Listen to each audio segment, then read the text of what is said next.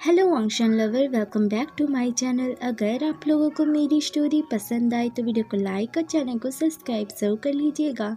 हमने पिछले पार्ट में सुना था कि विहिंग बड़े ही मुश्किल से वांगजी को एक सवाल पूछता है, जिसका जवाब वांगजी दे पाता उससे पहले आयुआन का भेजा हुआ बटरफ्लाई मैसेज वांगजी को मिला।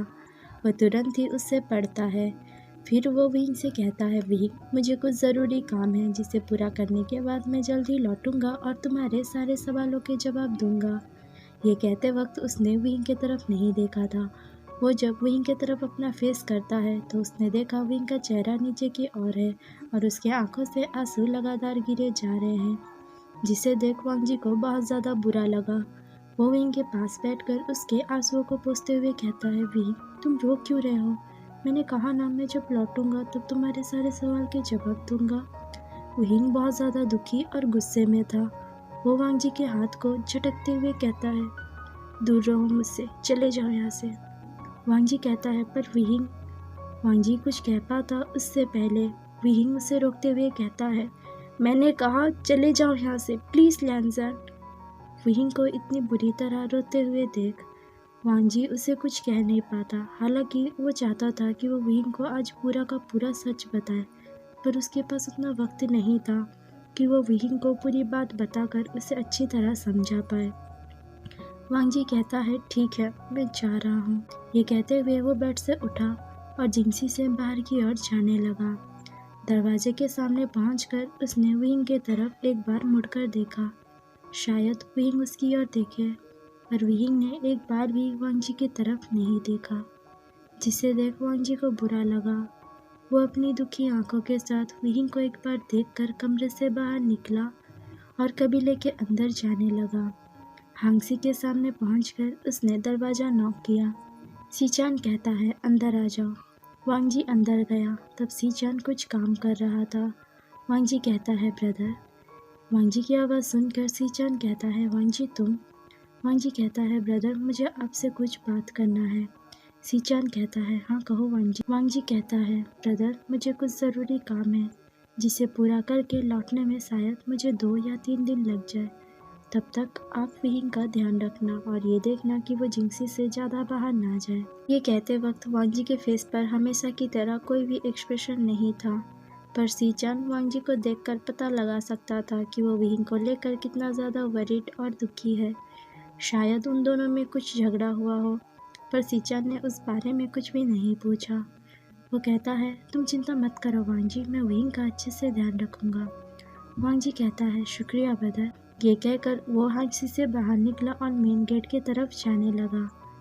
मेन गेट से बाहर पहुंचकर वांगजी ने अपनी चेंचिंग निकाली और उसमें उड़ते हुए अपनी सफ़र की ओर बढ़ गया। इस तरफ विहिंग कमरे में बैठे बैठे वांगजी की कही गई बातें, उसके साथ बिताए हुए मोमेंट, वांगजी का विहिंग के लिए इतना केयर करना, उन सभी चीज़ों के बारे में सोच रहा था। दूसरी ओर उसने उस दिन जो डिसिपल से सुना और आज उसने जो आंखों के सामने देखा, क्या वो सब सच था? उसे समझ नहीं आ रहा था कि वांगजी जो उसे इतना ज़्यादा केयर दिखाता था, क्या वो सिर्फ दिखावे के लिए था, क्योंकि वो उन लोग का रक्षक है, सिर्फ इसीलिए? वो समझ नहीं पा रहा था कि इस सवाल का जवाब क्या है। वो ये सोचना भी नहीं चाहता कि वांगजी उससे प्यार नहीं करता, पर अगर यही सच हुआ तो? तभी अचानक उसे बहुत ज़्यादा वॉमिटिंग फील हुई। वो तुरंत ही अपने मुंह पे हाथ रखकर बाहर की ओर भागता है। वॉमिट करने के बाद वो धीरे धीरे चलते हुए बेड पर आकर बैठ गया। उसे बहुत ज़्यादा थका हुआ फील हो रहा था और रोना भी आ रहा था। वो बेड पर लेटकर अपने दोनों पैरों को हाथों से हक कर लेट गया। रोते रोते ही कब उसे नींद हो गया उसे भी पता नहीं चला। इस तरफ जब सीचान का काम खत्म हुआ तब तक शाम हो चुकी थी। वो विहिंग से मिलने के लिए जिंगसी की ओर जाने लगा। तभी एक डिसिपल सीचान को रोकते हुए कहता है, कुल प्रमुख, आपको एल्डर मास्टर बुला रहे हैं। सीचान कहता है, ठीक है, अब तुम जाओ। वो डिसिपल वहाँ से चला गया। सीचान चिरान के कमरे की ओर जाने लगा। कमरे में पहुंचकर उसने कहा, अंकल, आपने मुझे बुलाया? चिरान कहता है, हाँ, यहाँ पर आकर बैठ जाओ। सीचान चिरान के सामने जाकर बैठ गया। चिरान कहता है, तुम्हारा सारा काम खत्म हो गया? सीचान कहता है, जी अंकल। चिरान कहता है, तुम्हें याद है तुम जब छोटे थे तब मैंने तुम्हें बताया था कि तुम्हारे माँ को मून गॉडेस ने एक तोहफा दिया था। इस वक्त तुम जानना चाहते थे कि उस तोहफे में क्या है, पर मैंने कहा था जब वक्त आएगा तब मैं तुम्हें ये बात बताऊंगा। सीचान कहता है, जी अंकल मुझे याद है। चिरान कहता है, अब वो वक्त आ चुका है। तुम्हारी माँ को मून गॉडेस ने एक बड़ा सा मिरर दिया था जिसका नाम मून मिरर है। उसकी एक सोल है जो कि पास्ट, प्रेजेंट और फ्यूचर तीनों देख सकती है। उस दिन जब हमारा सभा हुआ मुझे कुछ जानना था, जिसके लिए मैं उस मिरर के पास गया और फ्यूचर के बारे में मैंने पूछा और उसने मुझे कुछ झलक दिखाया जिसमें ये था कि डार्क क्वीन वुहिंग को अपने कैद में रखकर उसकी एनर्जी लेने की कोशिश कर रही है, पर पूरी तरह ले पाई या फिर नहीं ले पाई मुझे नहीं पता। उसने उतना ही दिखाया और उसे देखकर मैं बहुत ज़्यादा चिंतित हूँ। मैं चाहता हूँ कि तुम वुहिंग की अच्छी तरह रखवाली करो ताकि उसके पास कोई भी नेगेटिव एनर्जी ना भटक पाए, उसे कोई भी चोट ना आए। तुम यहाँ के कुल प्रमुख हो और इन सब की जिम्मेदारी तुम्हारे ऊपर है। सीचान कहता है, जी अंकल मैं समझ गया, पर क्या इस बारे में वांग जी को पता है? चिरान कहता है, हाँ मैंने इस बारे में वांग जी को दोपहर में बता दिया था। सीचान अपने दिल में कहता है, ओह इसीलिए वांग जी इतना ज़्यादा विंग को लेकर वरीड था। सीचान कहता है, ठीक है अंकल, अब मुझे जाने की इजाज़त दीजिए। चिरान ने हाँ में अपना सिर हिलाया और सीचान वहाँ से चला गया। चिरान के कमरे से निकलकर सीचान उसी बारे में सोचते हुए जिंगसी की ओर बढ़ रहा था। जिंगसी के सामने पहुंचकर उसने दरवाज़ा नॉक किया, पर अंदर से कोई भी जवाब नहीं आया। उसने फिर से दरवाज़ा नॉक किया, पर फिर भी कोई आवाज़ नहीं था। उसने हल्के से दरवाज़ा पुश किया तो देखा दरवाज़ा खुला हुआ है। वो अंदर की ओर जाने लगा। कुछ कदम आगे जाते ही उसने देखा बेड पर वुहिंग सोया हुआ है। उसके नाक और गाल बहुत ज़्यादा रेड हो गए थे और आंखें बहुत ज़्यादा सूज गई थी, जिसे देख सीचान समझ गया कि वुहिंग बहुत वक्त तक रोया है। वो वुहिंग के पास जाने लगा।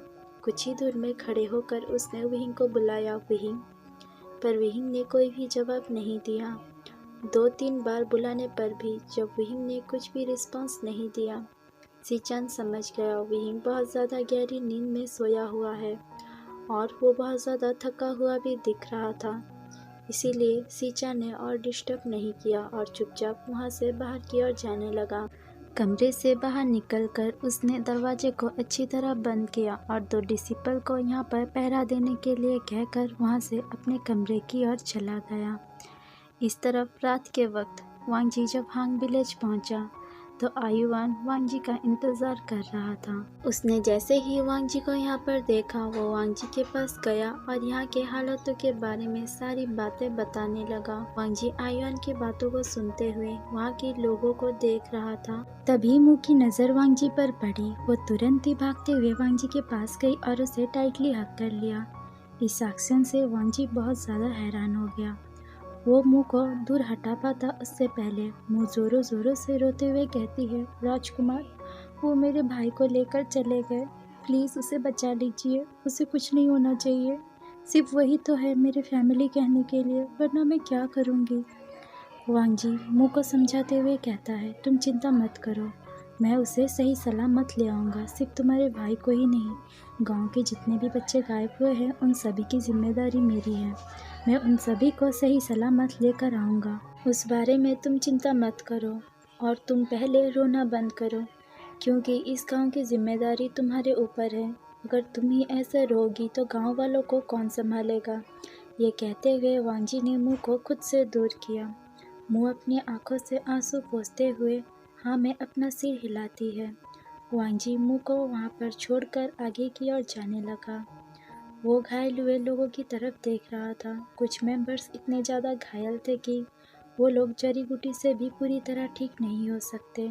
उन्हें ठीक करने के लिए हीलर की आवश्यकता है, जो कि अपने स्पिरिचुअल पावर की मदद से इन लोगों का इलाज कर पाए। अब रात भी बहुत हो चुकी थी तो वांग जी इन सभी को चाहकर भी कहीं पर लेकर नहीं जा सकता था, क्योंकि आसपास बहुत घना जंगल था। कहीं से जंगली जानवर भी हमला कर सकता है, तो आज रात के लिए उन लोगों को यहीं पर आराम देना होगा।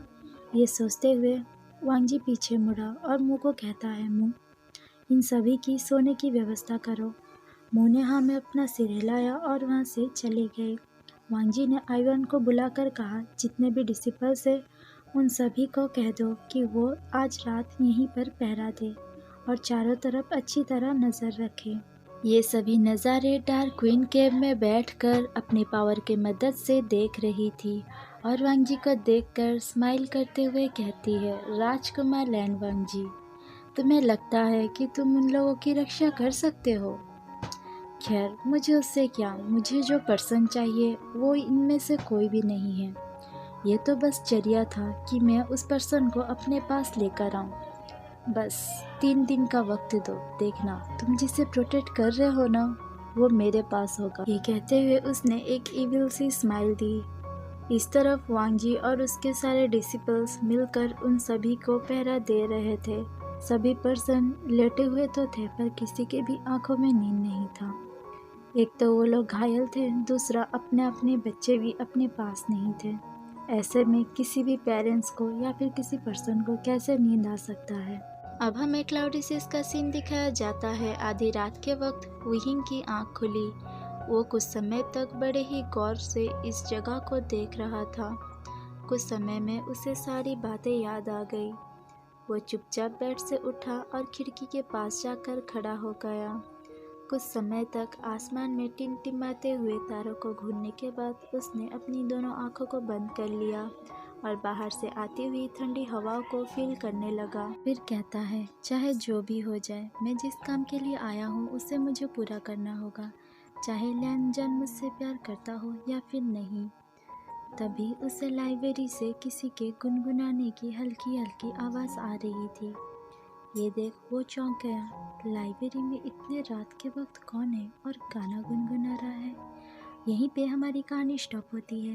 लेट अपडेट के लिए प्लीज़ मुझे माफ़ कर देना। मिलते हैं नेक्स्ट पार्ट के साथ, वो भी जल्दी। तब तक के लिए बाय बाय एवरीवन।